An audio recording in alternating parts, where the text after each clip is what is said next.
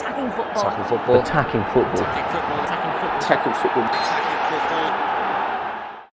Hello and welcome to the second episode of How to Fix a Problem Like, our new series on attacking football. This week we are doing How to Fix a Problem Like Everton, and with everything that's going on there at the moment, we've invited two special guests on, but we'll get to those in a second. Firstly, joining me this week, podcast favourite Josh. How you doing, mate? Welcome back. I'm good, mate. I'm good. Thank you very much. It's look, this is a juicy topic, right? So I'm excited to get into it. We're going to need to get our teeth into this one. Also joining us, owner of Attacking Football and my personal favourite guest, Scott. How you doing, mate? Doing good, yeah. Under the weather, I've pulled myself from the depths of hell for this. This is going to be an interesting one for you, being a Liverpool fan. Yeah, but I have a lot of Everton friends, so I know quite a bit about the club, and I kind of have a small affinity for the whole city as a whole. Love that for you. Okay. As ever, joining us in the studio, we have producer Alfie. Alfie, how you doing, mate? You okay? Very well. Got my Everton stats ready. I'm ready to go. Good man. Good man. Okay, now our first guest, he's been on the podcast before. You guys know him as Ollie Was Right on Twitter. He is our legal brain for the podcast. It's Charles. Charles, welcome back, mate. Thank you so much. It's always a pleasure to be on and love doing these. So thank you guys again for having me. Mate, we were counting the days till we got you back on. And lastly, but not leastly, we have tactically Matt, our resident Everton fan. Matt, thank you so much for joining us, mate. I really appreciate it. It's dark times for the club at the moment. How you doing? You okay? Personally, I'm okay. The football's not great to watch, not great to have to deal with at the moment. But we're powering through, just about staying up every season for now, anyway. Yeah, it's going to be a tough podcast, this, but I think there might be some light at the end of the tunnel. So what we're going to do, we are going to kick off with section 1, which is different from last week. We're going to kick off with the financials. I think we need to start with Ollie on this one. Ollie, what is the current financial condition of Everton? Are they on life support? So I think that life support might be a little friendly. Excuse me. Oh, wow. Okay. I thought I was being mean. Okay. So let's just start with the raw numbers based on their last annual report. This isn't up to date. It will be updated in the next few weeks. But as of their latest report, so what we have is that they have a net debt of £330 million. Only 1 year prior, it was 117 million net. And that's a gross net of 550 million pounds, some of which, about half of which is subject to 12.75% interest rate, and about a third of which is subject to a 10.25% interest rate. So that's Shafted. not, yeah, that's not great to start off with. And then kind of behind that, you also have the kind of the financial situation of the credit facilities as well. So to deal with those, basically there are 3 major creditors that you have to worry about. Those being MSP, 777 Capital Partners, who are looking to purchase the club, and then, or 777 Partners, sorry. And then Rights and Media Funding Limited. So those are the 3 key players here. Those are Everton's most outstanding liabilities.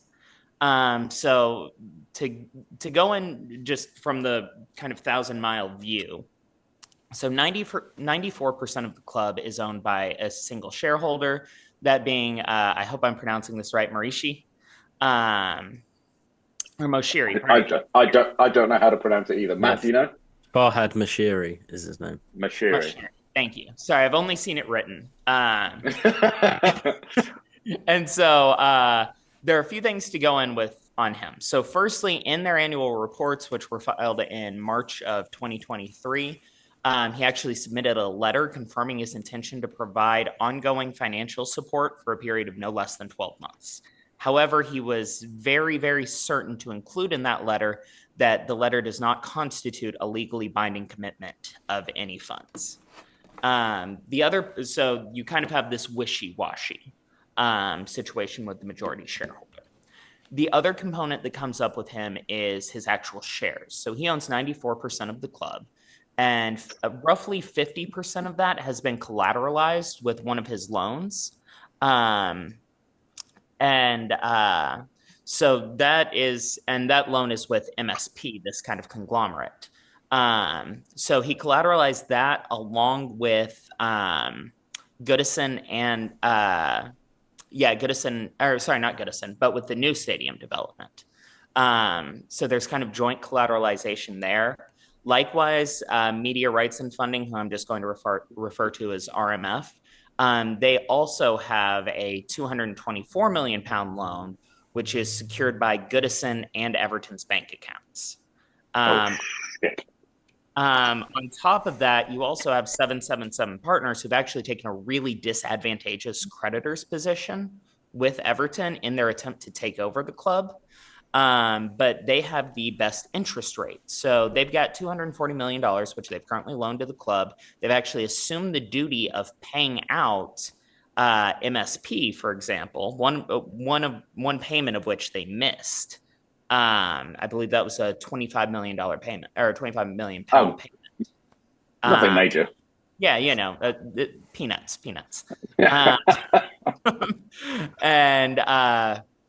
And so you've got all these different creditors, and on top of just the raw debt, there's also the fact that they have, for example, MSP wanted to buy Everton before 777 got engaged, but that move was ultimately vetoed by RMF. And we don't have the details on how it was vetoed, whether that was just a straight up veto right due to their credit facility, or whether it was a functional veto is what I would call it, which is, for example, it's very common in these facilities to have a change of control clause where if the majority shareholder changes, then the creditor has the right to balloon the payment, make everything due and payable immediately. Which doesn't sound like a party. No, it doesn't sound like a party. It's very, very, very fucking bad. I can see Matt slinking. Lower. Yeah. It was like a candle. The wax just melting away slowly. You just see it. We didn't call you onto this podcast so we could make you feel bad, Matt. I'm really sorry. No, it's a bit miserable so far, isn't it? It'll get better. It'll get better. Not when I'm talking. No, but we have to offer hope. That's the story of the podcast, right? We're going to start at the bottom and we're going to work our way up. Okay, Matt, how much of that as an Everton fan fills you with like sheer horror? Well, as an Everton fan at the moment, everyone knows that it's in a bad position, and then I think you speak to certain people. I've spoke to people, involved in the situation, and you don't realize until you speak to them how bad it really is. And then obviously hearing that as well, that's a lot of things that a lot of fans won't understand or won't have even bothered to try and look into or to try and understand, because it's quite a scary thought. And the reality of the situation is it's not just a football club being, owing a bit of money. It can cause major issues in terms of, will Everton be able to survive for the next 2 years? Never mind, climb up the league table, for example. So it's a very, very scary thought, not just on the pitch matters, but in terms of actually, will we have a club in the next couple of years? That's the really scary thing. It's a bigger impact on the wider football pyramid as well, because Everton are not just one of the founding members of the Football League, but I think, Alfie, you'll have to check this for me. I think I'm right in saying that Everton hold the record for the longest sustained stay in the top flight of English football, right? You guys haven't been relegated since I think 1912 or 1913. Yeah, it's a very long time, and that's what a lot of fans of rival clubs don't really understand. I think you get the people on social media that are like, "Oh, just relegate them," blah blah blah. But the Premier League, for me, without being biased, I don't think the Premier League's the Premier League without Everton. It's like, you think of the Premier League, you think of Everton as one of the clubs. There's a lot of clubs that come up and down. Everton have always been around for all of our lives and had a lot of success in the past. So I think it for me, obviously as a fan, it's a scary thought. But I think fans of other clubs, I think it's a club that people should want in the Premier League. I mean, there's also an element of, look, if it can happen to Everton, Mm, it can happen to any club. yeah. Like legitimately any club. You look at clubs like Portsmouth who have gone into administration 47 times and were languishing in League Two for a really very long time and really never recovered. Leeds went into a lot of financial difficulties after their Champions League season when I think they got to the semi-finals. They barely recovered from that. And you've got MK Dons who were born from the ashes of Wimbledon who went into administration and ultimately didn't survive that. I think there needs to be a wider conversation in the football world about how football clubs avoid this. I mean, there's another football club as well that recently went out of business. I can't remember who it was. Bury? Can anybody remember? Bury. That's it. It was Bury. Yeah. And again, Bury's one of the oldest football clubs in the world. Mm. Yeah. So like, I suppose with the takeover coming in, like, if 7-7 can get their deal through, what rules will, like, Charles, what rules will complicate the situation or implicate the situation? Yeah. So you've got quite a few here, actually. And some of this gets into the underlying legal discussion about it. They have, as of now, by my count, between 777 and their partners and affiliates, they have 18 ongoing legal matters. Which, Okay. like, for me as an attorney, I see that and I'm like, oh, that's a fat payday. Give me. But if I were an Everton fan, that raises some concerns, and more to the point, if I'm a member of the Premier League board, that raises some huge issues. So, firstly, when we're looking at the Premier League rules, and you'll have to excuse me, I've got a cheat sheet up because I don't want to misquote any of the rules. So, firstly, there's something that's called a disqualifying event in the Premier League owners and directors test. Okay, one of those disqualifying events is an event of insolvency. Now, these are statutorily defined. They typically cross-reference British law, and then they say also at the end of them they say also if there's a jurisdictional equivalent outside the UK, then that also counts. Okay. Right. Okay. And then in addition to that, you also have potential disqualifying events, which are basically all of the same things, but if they just haven't come about yet, but they're in the process of coming about, then they still disqualify you from being a Premier League owner or director. Okay. So the event of insolvency is definitely a potential one. One interesting component is that if two clubs at which a potential owner or director is an owner or director, then it's a disqualifying event. And those clubs don't have to be in England. So the Premier League the Premier League rules define club with a capital C and then club with a little c. Club with a capital C is Premier League clubs, or clubs with, within the English football pyramid. Basically, that's a really gross abbreviation of the rule or of the definition. But then lowercase c clubs are clubs outside of England. This is relevant to 777 because they own Vasco da Gama in Brazil, they own Standard Liège in Belgium, and they own Genoa in Italy. And all three of those clubs have come under really heavy scrutiny. Standard Liège was actually incapable of paying their non-playing staff members, for example. That's writing on the wall territory, isn't it? Well, the writing on the wall territory is the fact that Brazilian and Belgian authorities have actually stripped 777 of their involvement in both those clubs. And those happened within days of each other. And so you almost get this, and this goes into the broader legal case against them, the Southern District of New York case, which was recently filed. You almost get this self-fulfilling prophecy where the clubs say, okay, these lawsuits are going on. We don't think these people can pay for anything. And then you have the plaintiffs in those lawsuits saying these people are getting stripped of the club or of their ability to manage the club. So we don't think they can do anything either. And it almost becomes this snowball or this self-fulfilling prophecy. So the Premier League rules deal with that in terms of the events of insolvency, or if events of insolvency take place with other clubs outside of England. And so that could potentially complicate things.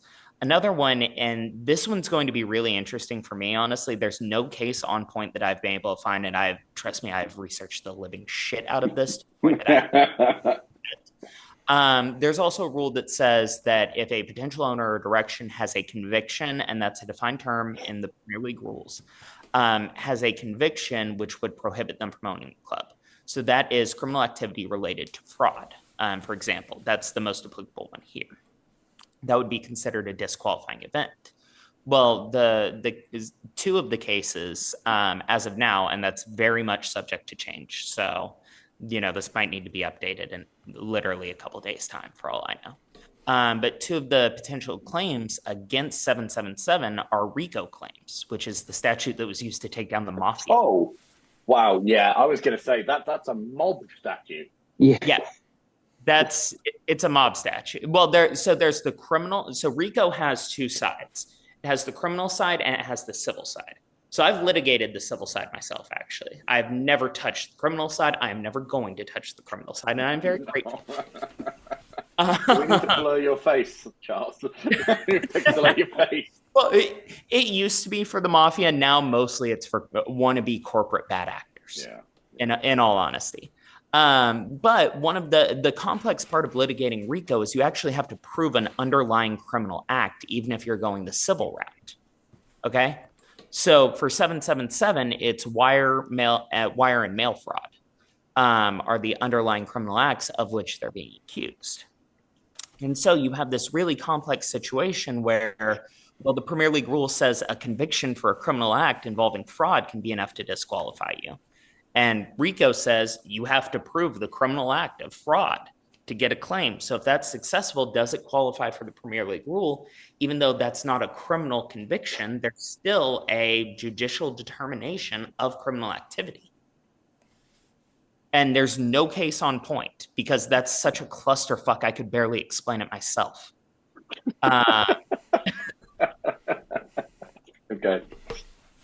But that's one potentially interesting avenue that this could go down in the event that just, an event of insolvency is enough to kill it at the off. So, okay, Matt, do you know any of the criminal underbelly in Liverpool? I'm not saying like you look like you might know some gangsters, but if you do, apparently there's an opening at Everton.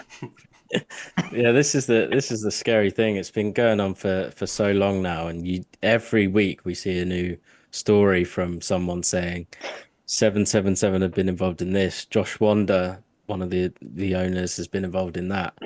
And then every day you're thinking, okay, surely something happens now. Surely this gets shut down. And then it continues and continues and continues. And you get to a point where it's like, hold on, this looks like it could happen. Despite these guys clearly not fit to run football clubs and clearly, God knows where they get their money from because the amount of stories you hear. And now we're approaching the end of May when this whole thing started, I think, in September. And you see how quickly the Man United takeover got sorted in between that time. And it's like, what are we waiting for? So, but it may be all for the better because hopefully by the end of it, 777 partners aren't in charge of Everton Football Club because as scary as, the administration and all these things that could come about, 777 partners is just as scary at the moment. It's like we cannot have them owning our football club, and I believe it's the end of May when the agreement runs out and other buyers can come into play. But yeah, we're kind of just waiting as Everton fans now to see who are these buyers that could come to the table, and hoping and praying that they're the right people. But if Mashiri's past is anything to go by, he'll happily get in bed with anyone to sort a deal out at the moment. If you're willing to get in bed with 777 partners, I think you'll get in bed with any kind of ownership group at the moment. When the news first came out about Takeover Everton, what was like? Because obviously you obviously don't want 777 in now. What was like the initial reaction to them coming in? Was it like, did you want someone to come in and take over Everton at that point? Yeah, it got to the point where everyone was kind of like, okay, we need to move on. Mashiri's run the club into the ground. His ownership, when he first arrived, 2016, everyone was really excited. Billionaire owner. Wow, we're going to be rich. We're going to buy all these players, blah, blah, blah. And he starts spending Yeah. money, and everyone's going, wow, this is amazing. And then you realize quickly, and we've come to realize that most Evertonians are in agreement now. It's like the money doesn't really matter. It's about how you spend the money and how you run the football club and how you know, how you dish out this money, because our wage bill over the last few years has been absolutely insane. And Yeah. it really doesn't matter how much money you have. We've had a lot more success and enjoyment under the previous ownership when we had no money, we could never really spend, but we had a bit more of a structure, we had a bit more of a footballing people behind the scenes that were kind of running the club a bit better. And yeah, when 777 came in, me personally, I was fully against it at the start. Then a few months later, you kind of like, okay, it can't be that bad. Then all the stories come out, and you're like, okay, maybe it really could be that bad. But everyone, I think, obviously, I can't speak for every Evertonian, but there was a real feeling that Mashiri's time had to be over. And, a lot of people didn't know who 777 Partners were at the start. They see that they own a few football clubs. Okay, they must be doing okay. But then you delve a bit deeper, and it's kind of like, maybe the grass isn't always greener. But yeah, hopefully in the next few weeks we have some more positive news, because I can't So remember the on last that, time we did. and look, being on the sport, it does seem like it's very much just been negative after negative after negative. But Mm. on the subject of hopefully in a few weeks you getting some new buyers, I guess news is broken in the last sort of, well, a few, depending on what avenue you go, right? But if it's Sky Sports News in the last sort of hour or so, but there was an article from The Athletic, I think it published yesterday, with John Textor, he's a partial owner at Crystal Palace. Yeah. I mean, I don't know much about him. I know he's at he's got two clubs, isn't he? Botafogo and is it Leon? Leon or Lille? Yeah. Yeah. And look, there's been mixed reviews about what their goings on there. I guess first off, to you, Matt, what do you know much about him? What's your initial thoughts? And then I've got a follow up for Charles afterwards, because there's a figure in the Athletic article that I want to challenge. Not want to challenge, but I don't personally know too much about him, but I've seen I saw the sort of interview that he did where he was sort of expressing his desire to take over Everton, and obviously the news came out on Sky Sports, and there was a little bit at the end of the sort of piece from Sky Sports. I think it was Alan Myers who tweeted this specifically, where it was kind of like Mashiri sort of agreed to fund the club for a little while until Texter is in a position to be able to buy the club. And that for me is a little bit worrying, because we need someone to come in. And like obviously I said earlier, it's not about the money, but now it kind of is, because we need to get rid of that debt and then sort of build from the ground up. And if he's not in a position to buy it right now, it's a little bit of a worry. But if that sort of thing gets done, then for me, like I said, it's all about, can he manage a football club? Can he run a football club? Does he have the football club's intentions, first? That's all that matters, because we've splashed so much money on so many players. There's probably a list of 30 players that we've bought over £20 million that have all left for completely nothing, where we've bought them, but they have no sell-on value. They are on high wages. Nobody wants to buy them, and then they leave for free. And we cannot continue to be running that way. As great as it was getting James Rodriguez for a season, or Alan, or Carlo Ancelotti, it kind of takes us backwards in a way as well, because these are people that aren't going to stick around. We can't sell them for big fees because they're 30, 31, 32 years old. And yeah, like I said, I don't know too much about him personally and what he's done elsewhere, but it is for me just about getting someone that understands how to run a football club and just has Everton's best interest at heart, because it's been too long with the complete opposite at the moment. So Matt, you actually mentioned in your answer about it's not always about the money, but in this particular instance, it really is, right? And as LA often says on his podcast, we love a segue at attacking football, and that actually leads me into my follow up with Charles. But I think a lot of this is tied to him selling his stake in Crystal Palace, right? He can't do anything until that's done. But the figure in the Athletic article suggested that I think I'm right in quoting. I think it will take 795 million to clear the debt, replenish the squad, and get Everton back to a position where they are, solvent. Yeah, solvent, I guess, and competing in the Premier League and not struggling for it. Does that sound about right? So again, I'm waiting for updated figures. The Athletic obviously might have more information than I do. I'm going off of public reports. They might be going off of, kind of inside knowledge. And some of those quantities are unknown. So what I can tell you is that if you want to clear all of Everton's debt, you get them to where they have a zero debt basis. That's, as of their last report, 550 million. And that number is quite literally rising every day, and not by a small amount. Yeah. So I think this included stadium and everything as well. So that, yep, we're not far off. Could be even more. Yep. And on top of that, you also have, so there are added complexities as well. Insofar as for some of so all of the debt is collateralized, like I mentioned earlier. And so you also have the complexities that arise from, okay, what happens in the event of default? What if we overextend ourselves?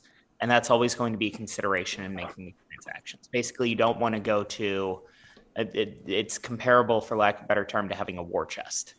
You never want to go in at bare bones of what you might have, the bare minimum of what you can do. Someone can come in with 550 million. That's great. You clear the debt. Wonderful. But they're not going to do that on day one because it just wouldn't make sense from a business perspective. No. And at the same time, though, your interest is between 10.25 and 12.75% on hundreds of millions of pounds. And so you get into this really complex situation of servicing the debt. And you just mentioned you don't want to segue here, but I kind of have to here because it opens up a very different conversation. Well, not very different, but very important conversation, I would say, which is that on top of all of these complexities, Matt, you said you were worried about 777 actually calling the shots. It makes you feel any better. They're not the ones calling the shots. That's ACAP, which is an investment firm which quite literally has veto power over every decision made by 777. That's part of the racketeering alleged against them. Yeah. Where did they come from? So ACAP, the allegation is that they're actually part of this racketeering scheme, that the founding member of ACAP is effectively funding this fraudulent scheme from 777 partners. So, for example, when this lawsuit, in the pre-litigation stage, like settlement discussions between Leidenhall and 777, this is the Southern District of New York RICO case.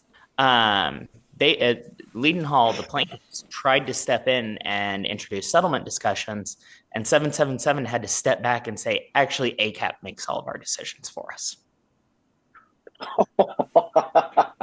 Here, hold on. I've got the complaint pulled up. Give me 2 seconds. I have to search this one. Look, I've obviously come in like relatively cold. I'm not an Everton fan. Matt, you are. You're quite an artist. Did you know all of this? Well, there's a lot that I do know, you hear, and speaking to other Evertonians, you do find out these things. A lot of it I do try and block out because you're just going to get into a state of just absolute football depression, and like there's a lot I don't understand. I'll be honest with that. I'm not too clued up on all the laws and all the investigations that are going on. I don't read into them too much. There's a lot of people out there doing some really good research. Josh Samar and Paul are doing some really good stuff on the situation at the moment. But yeah, for me personally, I don't know too much that's being said right now. There's little bits that you hear that I've seen before, but yeah, like I said, I try and block it out as much as possible. Yeah, yeah, that's fair. So do you mind if I just read one bit? Yeah. These aren't my words. This is from the complaint. ACAP, dominated and controlled by its chairman and CEO, Kenneth King, was reportedly the silent partner behind Wander's businesses, who both sits on the committee that oversees 777 Partners investments and provides the financial firepower to fuel 777 Partners deal making, reportedly to the tune of at least $1 billion in loans, but in actuality, more than double that amount from ACAP and affiliates to 777 Partners. Double that. Yep. Carrying on from that, ACAP has dictated an express agreement with 777 Partners, which granted ACAP the right to control all facets of 777 Partners operations. As a result of this agreement, 777 Partners and ACAP, King and ACAP must approve every material decision that 777 Partners makes. Wow. That sounds like a marriage.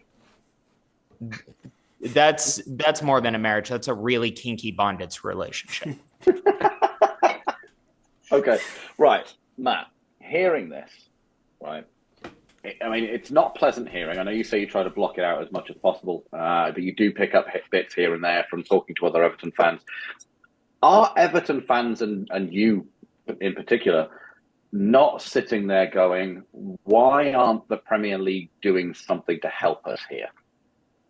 Yeah, we've been saying Should there be more going on? Yeah, absolutely. We've been saying this for a long time, and Richard Masters, the CEO of the Premier League, has come out, and I think they had a meeting that was publicised, and there's some of the things that they're saying. I honestly, for me, if I'm the Premier League CEO or involved in that, I don't know how you'd want this group associated with your brand. But it seems to me that they're just allowing this all to happen. I have been told, I'm sure you can inform me otherwise, that they can't. It's very difficult for them to actually just put a stop to it. Like, yeah, it's not that simple, is how I understand it. So the basics here are that the Premier League has to play by their own rules, so to speak. And so as that relates to this situation, for example, the owners and directors test is where it's always going to fall. And so there has to be an actual disqualifying event, such as what I mentioned earlier, the event of insolvency or untoward action with other clubs, convictions, things like that. The Premier League can't just say, we don't like these guys, they can fuck off. So you have to play by your own rules there.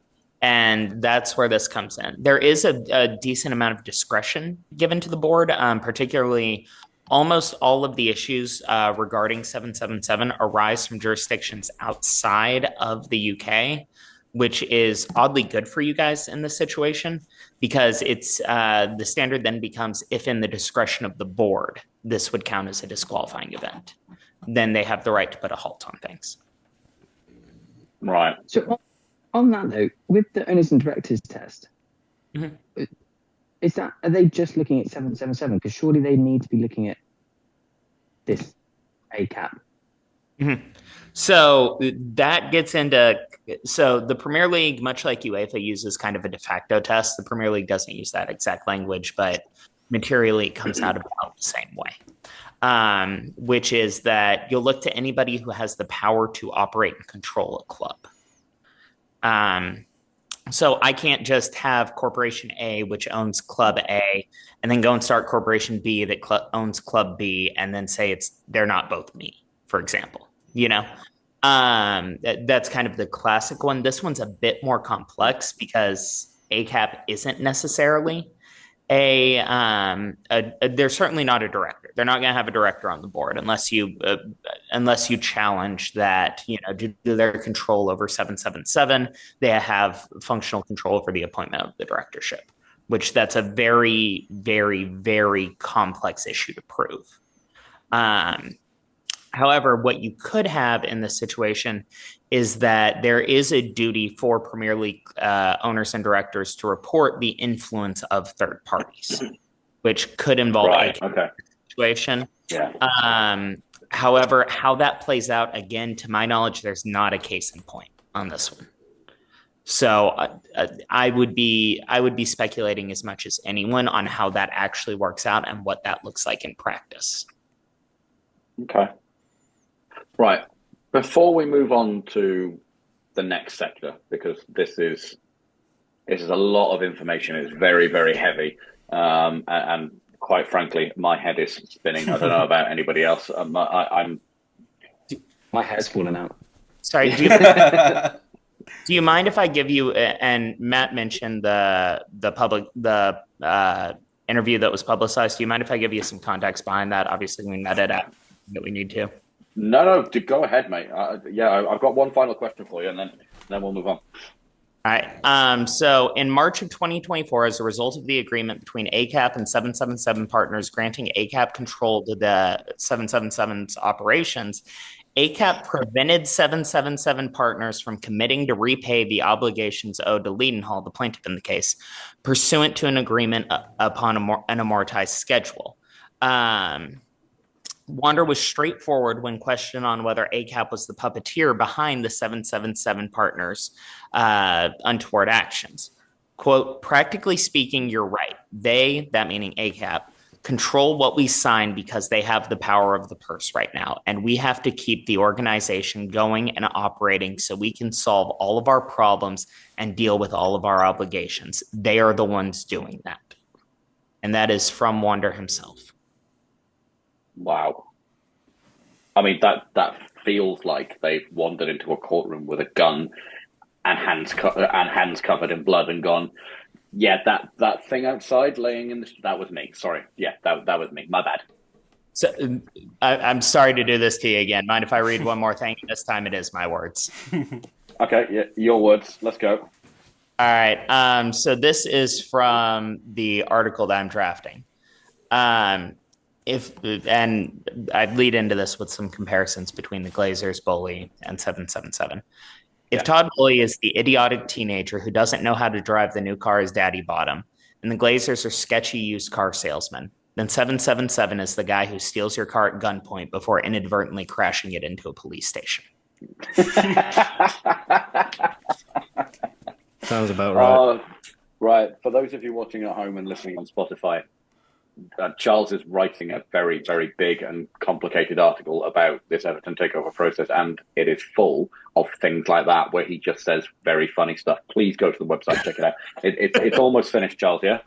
Yep. At this point, I've got about 12 pages that I'm trying to track down. And I still have to add a full section. So I'm trying not to make... Also, it's 12 pages, single space, times New Roman size 12. For further context, the reason Scott is laughing so hard is because Scott edits all the articles that go on the website. So he's going to have to read this. I'm about to read a dissertation. I am so sorry. Okay, right. One final question for you, Charles, before we move on to the squad building section, and I want your input on that as well. Everton had a number of points deductions this season just ended. I think one of them was lessened on appeal, Matt. Yeah, that's correct. Yeah. What are the chances of Everton receiving a further points deduction, and what do they need to do to avoid that scenario? Because that could legitimately put them into a relegation scrap again next year. So I'll be entirely honest with you. I am not up to date on Everton's current FFP situation. I don't know what the wages being paid to players are. So the basic calculation when you're dealing with FFP is it's the total cost of a player's contract. You divide that by the number of years that they have on their contract, and that's your annual amortization. Okay. So one player's annual amortization plus their wages equals their squad cost. Okay. And so your squad cost cannot exceed, it's $5 million $5 million per year in a 3-year period for the for overall losses. Okay. However, you can boost that by a further 30 million per year via owner secured funding. This is why Jim Ratcliffe's deal was structured the way that it was. So that gives you more leeway, basically, is via this owner secured funding. I do not know well enough to give you a good answer what that That's fair. No, that's fair. Matt, do you have any insight on this? Do you know what your I mean, is it still FFP? Is it PSR. PSR. PSR? Yeah, it's definitely improving. We're trimming the wage bill massively. That's evident on our most recent retain list. I think Andre Gomez, he's on over £100,000 a week. He's now gone. Dele Alli, his contract's up as well, over £100,000 again. He's staying with the club though, isn't he, to continue his rehabilitation, which I think is a very, very, very good move from Everton. I think that's genuinely top work. Yeah, no, it definitely is. Considering he's not contributed to us, he's not an academy graduate or anything, and we've kind of just happily gone along and tried to help him out. I think it is a really good move from the club. But yeah, there's the wage bill is being trimmed. We will have to sell. That's the reality. We will have to sell, and we do have assets, 3 or 4 maybe, that will be able to bring us in a little bit of money, which should hopefully, balance the books again. But I believe that they are confident that it's not going to be a situation that happens again. I think we're slowly seeing the costs go down in terms of player wages and things, and we're not actually spending a lot of money on transfers anymore. So yeah, I believe it is going to be okay. Possibly a big sale will have to happen in the summer transfer window though. Okay, well, I think we love a segue on the Attacking Football podcast. I think that's going to take us nicely into the second section of how to fix a problem like Everton, the squad builder. Okay, so we are going to go through the Everton squad. Matt is going to decide which players are staying, which players are going. Matt's in charge. You're the boss, Matt. Are we ready? Yeah, all good. Okay, Jordan Pickford. Keep. Absolutely no brainer. There's no way we can lose that.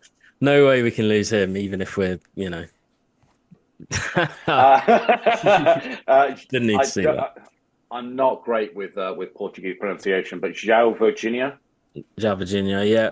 I think he could potentially be sold. I don't think he's too happy with the lack of game time, but I think it's quite an easy replacement, trying to find a sub goalkeeper, bring a youngster in or whatever. So, yeah, I'm easy with that one. Sell him if he wants to leave. Okay. Andy Lonergan? I believe his contract's up, so he's now gone. He's gone already? Okay. Yep. Billy Krellin? A young lad, probably send him out on loan. I don't think he's had too much experience out on loan, so yeah, get him a little loan move. Okay. Into the defenders we go. So we've got Nathan Patterson. So this is a really difficult one. Really promising youngster we signed from Rangers and not fancied under Deitch. It seems that he's probably 4th choice at the moment.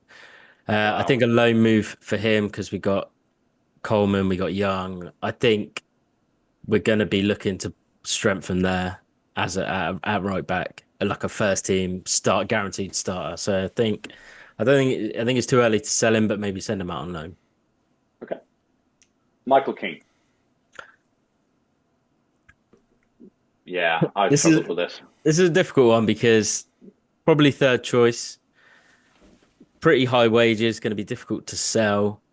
If he's happy with it, I'd probably keep him around as a sort of backup centre back. There's not really a lot of depth there. We may lose Branthwaite, so I think probably have to try and keep him at the moment. James Tarkowski. Keep, no brainer. Been one of the best signings we've made in recent years, so definitely. Ashley Young. Well, just signed. Well, should be official soon, but it looks like he's about to sign a new 1-year deal. But I think we've just got him until he retires now, so there's not much point. We thought the same thing for years. Yeah, well, yeah, that's true. Yeah. Mikalenko. Mikalenko really come on really well recently, the last sort of year, especially under Deitch. Yeah, definitely keep. Ben Godfrey. Godfrey out of contract next summer, I believe. Again, it's probably one where it's how does he feel about the situation. But for me, if I could, he covers right back, left back, centre back. I think it would make sense to keep him for now. I think you need a utility player like that in the squad. Definitely. Seamus Coleman. Again, just been offered a new deal. It expires this summer. Been offered a year, I think. Probably keep him around. It's the last year at Goodison Park. Longest serving player. For sentimental reasons, I think you've kind of got to keep him around. He's definitely declining, but he's just universally loved. I think you keep him until he's ready to go himself, basically. How old is Seamus Coleman now? 35, maybe? 46? I was going to say 50, that has to start before, surely.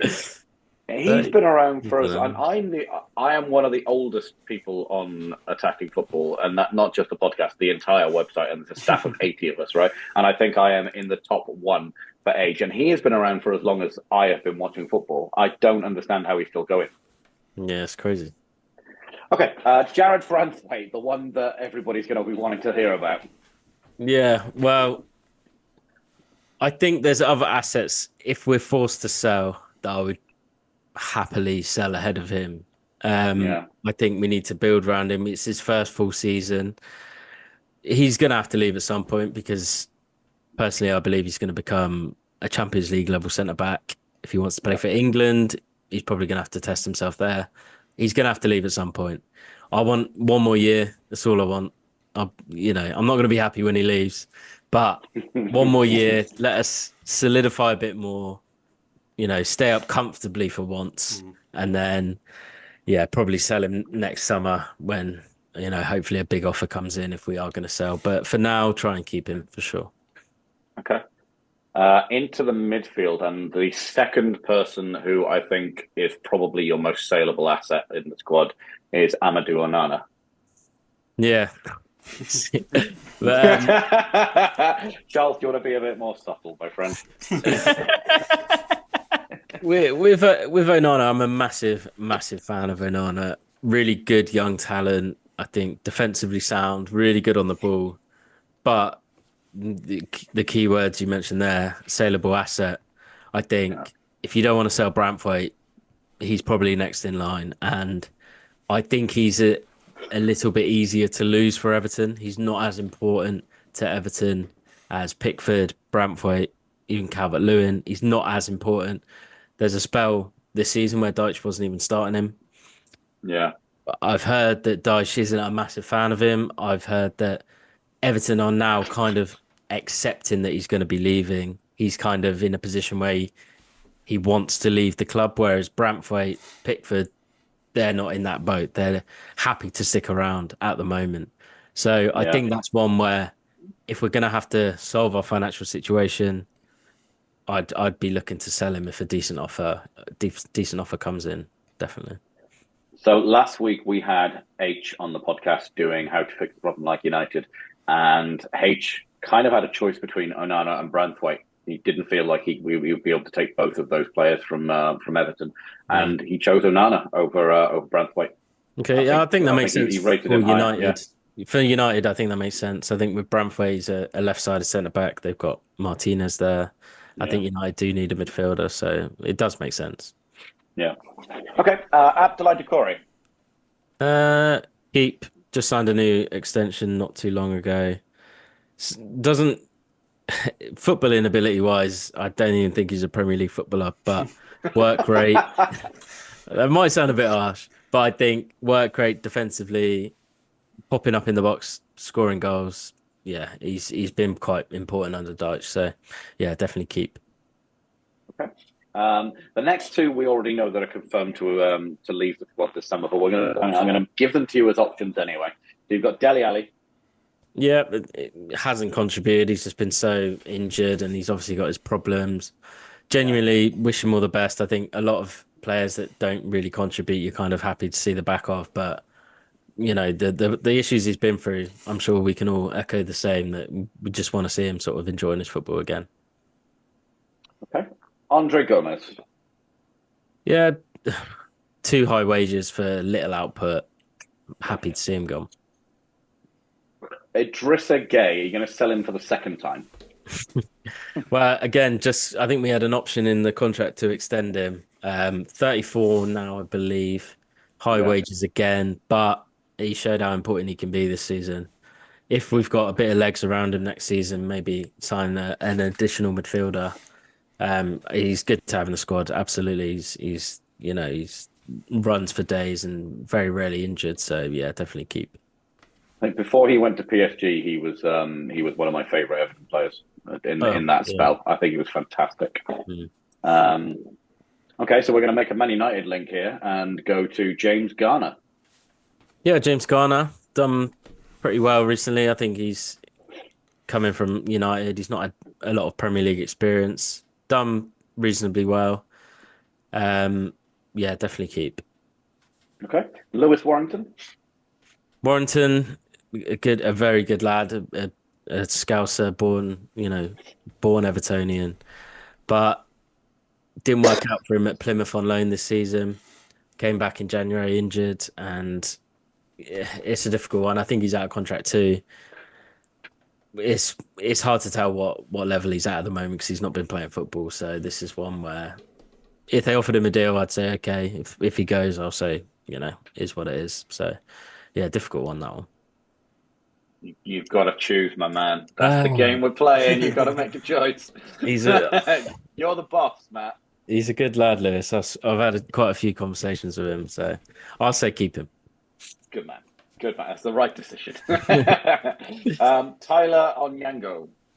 I'd sell. I think he's getting to an age where he should have probably shown that he's going to progress to a first teamer, and that just hasn't really at Everton or out on loan. So yeah, I'd look to sell. Okay. Enter your front line. We're going to go to Dwight McNeil. McNeil definitely keep. Probably our most creative player. Still very young. I think it's a similar what you said about Coleman. Different scales, but it feels like he's been around for a very long time. But he's still only sort of 23, 24, I believe. So, yeah, definitely keep him. I think your third most saleable asset is Dominic Calvert-Lewin. Yeah, Calvert-Lewin out of contract next summer. So it's kind of like do you risk it that he doesn't sign any deal and That's then it. leave him for free? But he's so important to how Deitch plays. There's not, we've signed Beto, we've signed Schmitti. They're not even similar to creating the same impact as him. So I'd be looking to try and keep him, try and tie him down to a new deal. I think that's sensible. You just mentioned him then. It's Dan Juma. Dan Juma. He was on loan, so he's already gone. Jack Harrison? Jack Harrison was on loan, but I believe now that Leeds aren't going up, we're in talks to sign him again.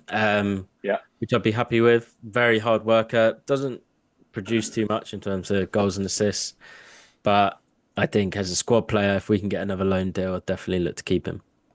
Okay. If I can sorry. Yeah, go on. If I can just chime in. So one of my a good friend of the family was Ben Sweat. And he was one of Jack's teammates when he was on loan at NYCFC. And from everything I've heard, he's just fucking top class. In terms of in terms of person, in terms of the work that he puts in off the pitch. No need to put this in the podcast. I just wanted to throw that out there. He seems like a great guy, and I'm very happy for him. Especially, he was in the City group. He's gone out of that. He has escaped before the charges hit, and so I'm happy that he ended up somewhere like Everton, where he seems to be appreciated. I'm going to ask Alfie to leave that in the podcast because I think it's funny. Okay. Beto. Oof. Not really worked out for him so far. I think it was a 30 million euro signing last summer, but didn't pay a penny up front, which is why we kind of did the deal, because it was like we didn't have the cash flow at the time. But I think if an offer arrived that was in and around what we paid, I'd probably look to sell. Not actively look to sell, but if an offer did arrive, I'd probably say, it's not really worked out. So yeah, shake hands. I kind of just want to ask, what has gone wrong with Beto? Because he came in, I think, in his first game in the cup. I think he scored, was it once or twice or something? What's kind of gone wrong for him since? Just not a Dyche type of player. Yeah, I think that's exactly it. I think he works really. Watching him at Udinese, he worked really well with a technical player behind him in the sort of number 10. Decore isn't that, and he thrives off getting in behind and things. And the style of play we do, we want to get the ball to the centre forward's feet or get it to his head, chest. Better's not that type of player. He's a big guy, but he's just not. He's completely different profile to Calvert-Lewin. So, yeah, for that reason, it's just not really worked out for him so far. Okay, I think that's fair. I don't know very much about Yusuf Chamiti.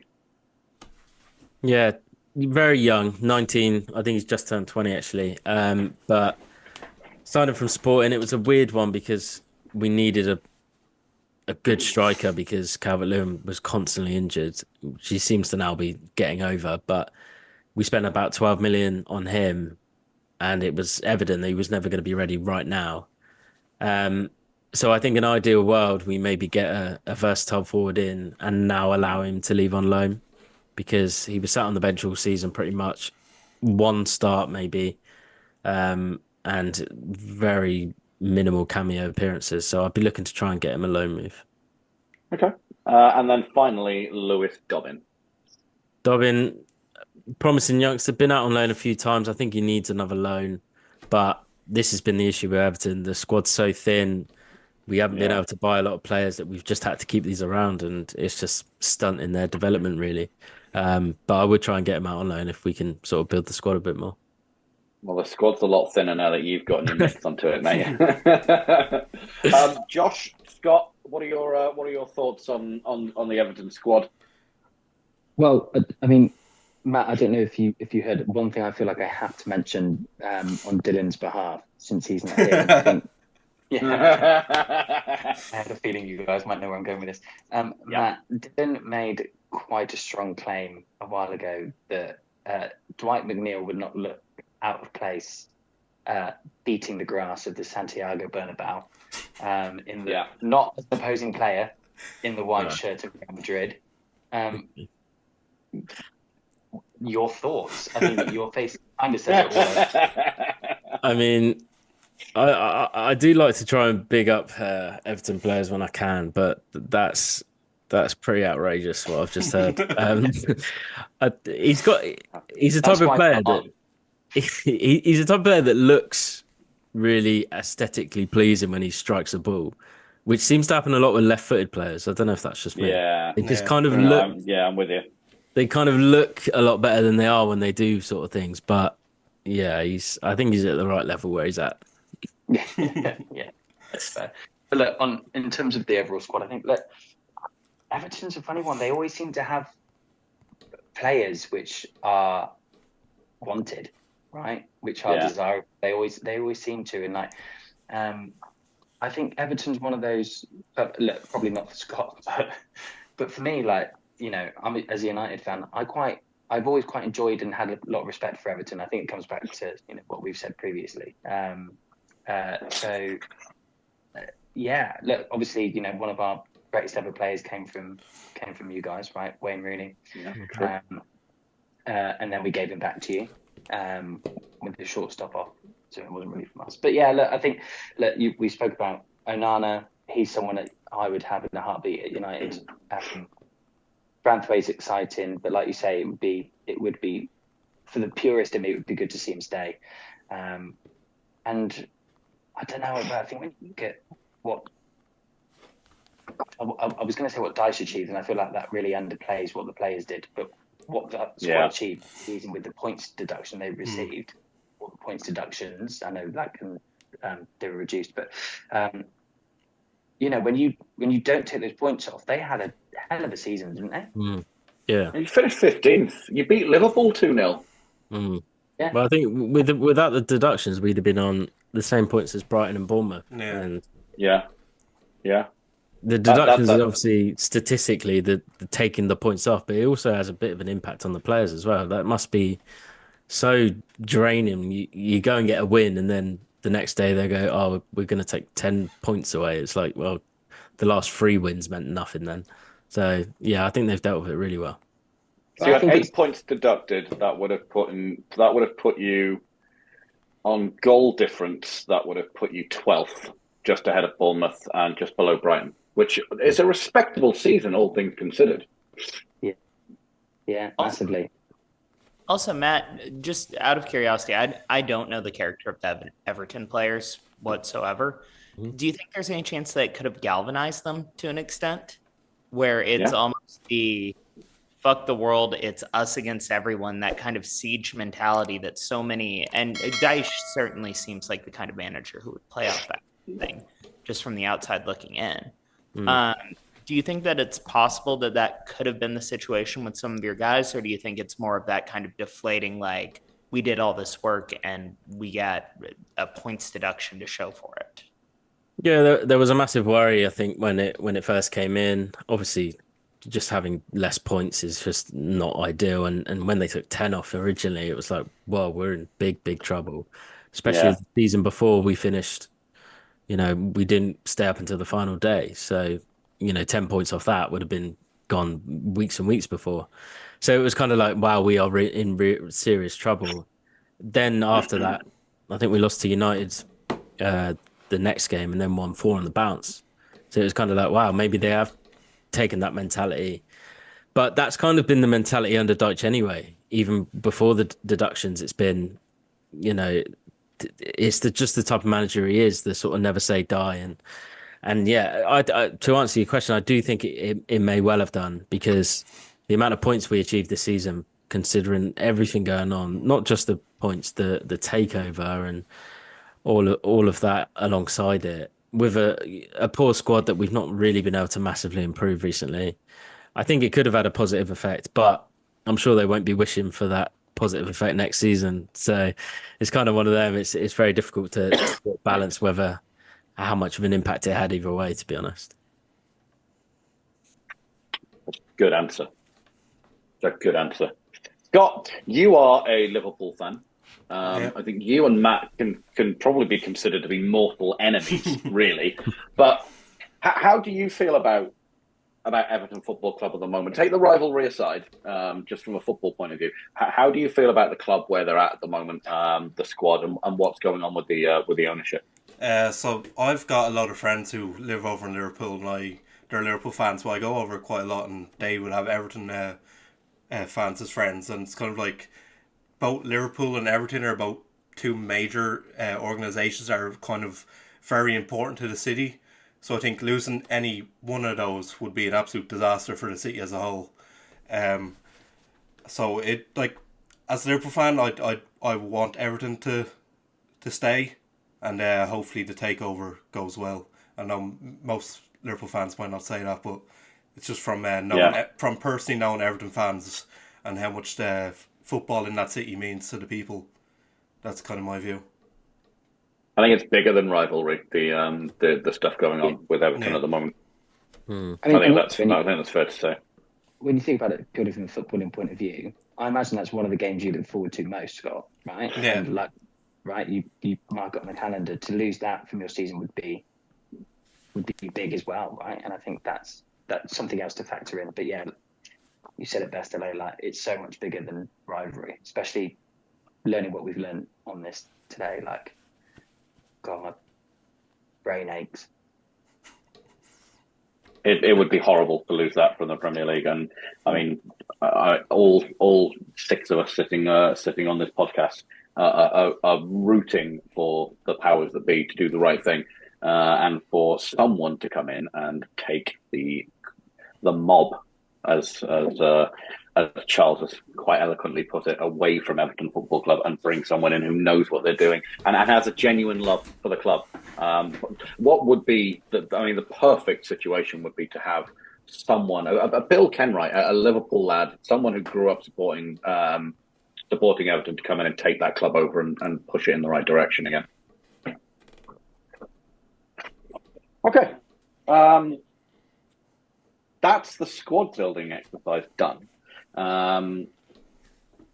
We could do a bit about signings and replacing the people in the squad that you're going to let go. I think that's quite difficult. Matt, do you agree? Because not really knowing where you're going to be from a financial point of view, it's probably going to be quite difficult to know what you can do in the market. But just before we move on to the final section, what can you do in the market, do you think?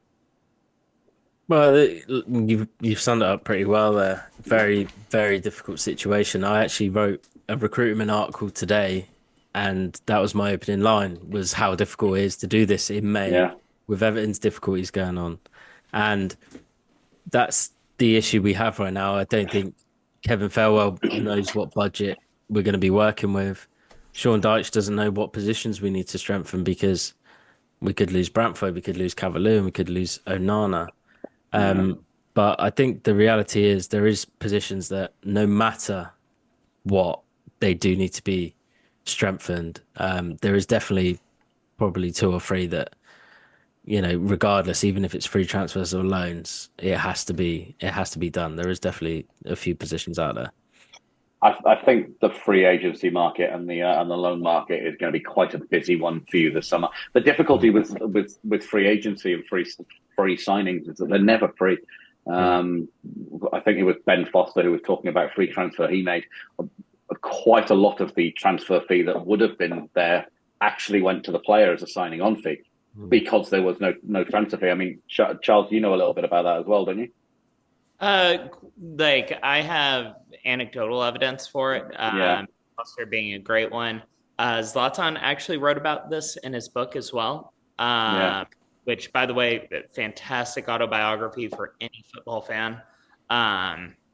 Coincidentally, I happened to read it the year before he came to United, and so on the back of that, I was even more hyped for him joining us.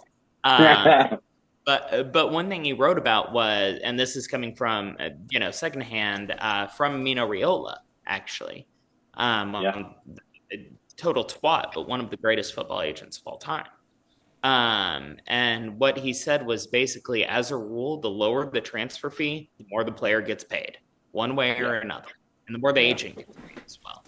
And agent fees are calculated into PSR, FFP, whatever you want to call it. And so a free signing isn't free as you get to there, whether you're paying it via the agent fee or whether you're paying it via, kind of a quasi transfer fee from the player being willing to run out their agreement. Okay, well, Matt, I think you've successfully fixed Everton. That's what the podcast is about, right? It's fixing Everton. We're going to move into our final section now. So, if you don't already follow Matt on Twitter, please go and unfollow him. It's Tactically Matt. Same for Charles, Ollie_was_right. And follow the Attacking Football page as well. Every week we'll have a new creator on who comes on and fixes their club. And every week we throw out a tweet asking for your question. So this is Fan Q&A. Okay, so we're going to do Q&A now. Alfie, I think you went and gathered a bunch of questions from our Twitter post earlier on. So if you want to go and ask away, my friend. Yeah, cool. So one of the first ones I saw is also actually from one of the owners of Attacking Football. And he said, with the need to sell likely, from odds on FPL, with the need to sell likely, how do you replace someone like Brantford? Is Michael Keane going to get another chance? I think there is players out there that could come in. I think he's probably easier to replace than someone like Calvert-Lewin, for example, because I think a centre-back in Dyche's system doesn't need to be perfect on the ball, doesn't need to be, playing progressively out. You can get away with a lot. As good as Brantford is, he's an excellent defender. You can get away with not being too good on the ball. I don't think Tarkowski's, elite level on the ball. So I think it's quite easy to replace in terms of the profile. I don't think we'll get similar quality, but I think someone like Jacob Greaves at Hull is kind of a very similar profile. Big guy, good on the ball, which Brantford is, good in the air, and a good sort of box defender. So I think there is a possibility that we can replace him with a similar kind of profile, which I think is just as important as bringing in someone of the similar quality. Definitely. Yeah. The next one is from _Brian99, and he said, given 777's financial and legal issues, ultimately, should the Premier League step in and stop the takeover, given Everton are already financially vulnerable? Yeah, it's obviously something we've touched upon a little bit, isn't it? Sorry, are you going to speak there? So, I mean, should they? That's a question for the fans. As Yeah. a football fan in general, absolutely. I think the Premier League, and pardon for the diatribe here, the Premier League should step in on a lot more ownership situations than they do. Be that state ownership, be that untoward actors such as 777. I think they should absolutely step in. The question is whether they have the power to, because again, going back to what we said earlier, they have to play by their own rules. Yeah. And so here, hopefully they can. One can certainly manufacture a case in which the Premier League could step in, but those facts and circumstances have to be met and kind of conform to the rules. Yeah, another one kind of about the takeover, and MUFC Irvin, this is from, and he said, how long can Everton actually last without the takeover? Matt, you want to share this one? I know I have my take from the outside perspective. I'd be curious to hear yours as well. Well, I think the not long is basically the answer. I think that's what a lot of Everton fans are hearing. There is not a long time. We are basically borrowing money from 777 partners to keep the lights on, not to progress and improve, and they're not lending us money so that we can spend big in the transfer window. They're doing it to keep the lights on, and that's never a sign of a club that's going to be lasting too much longer without external investment now coming in. So that would be my answer, is not very long at all. Yeah. I have to agree with Matt there. There are several lawyers kind of on football Twitter who I really trust their opinions of. A few of whom I know personally, a few of whom I know via the website. And we all kind of came to the same conclusion that at some level, like, administration is starting to feel inevitable. And as terrible as that is, it's not a death sentence. But there is a fear that in terms of the financial side, this is becoming untenable. Yeah. Yeah. Yeah. The next one, sorry, is from another owner of Attacking Football, Dylan McBennett.